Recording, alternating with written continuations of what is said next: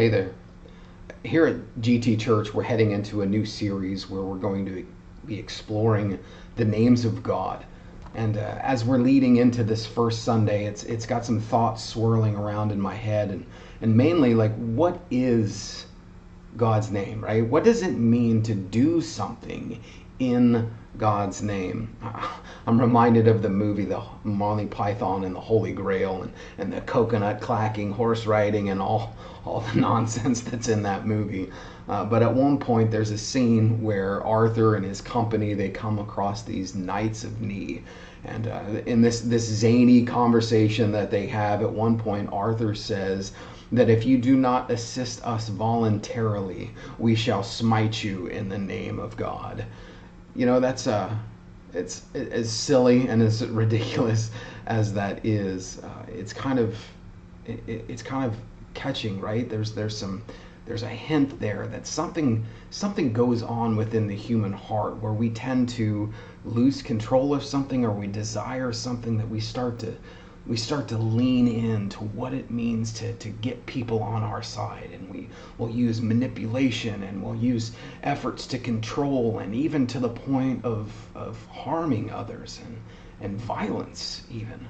History is replete with nations and people groups that are trying to control the narrative, trying to control outcomes, and shape the world in their own way, and they use violence and war and to do so.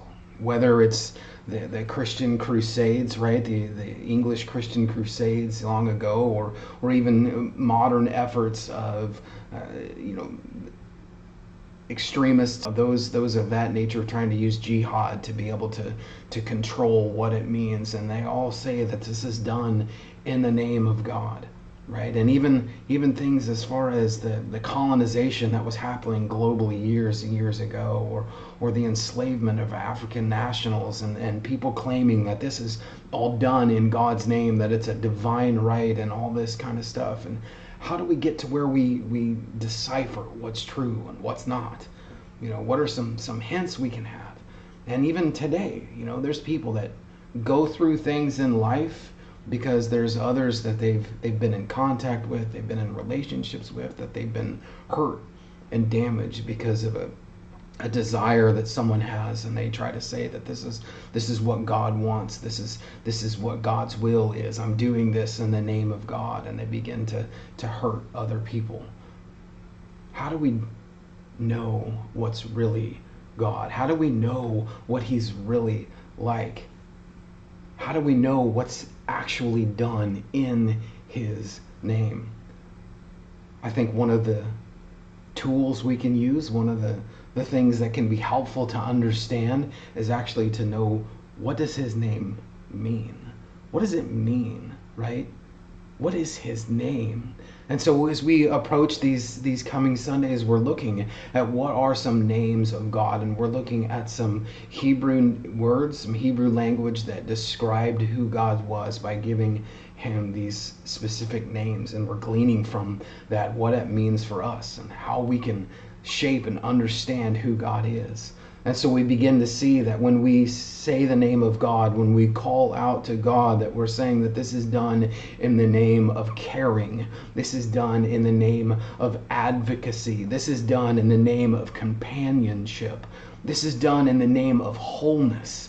That those things are actually a part of these names that we're going to explore. And so where we get to see and understand on a new level, on a deepening, a more rich level of who God is. Because His name's not just, what we call Him to get His attention, right? But it's His name is a part of His character.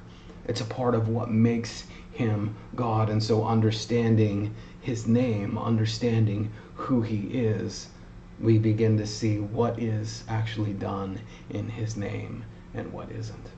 And so if that's intriguing to you, I'd invite you to come out to GT Church. We got services at 9 and 11 on Sunday morning. Hope to see you there.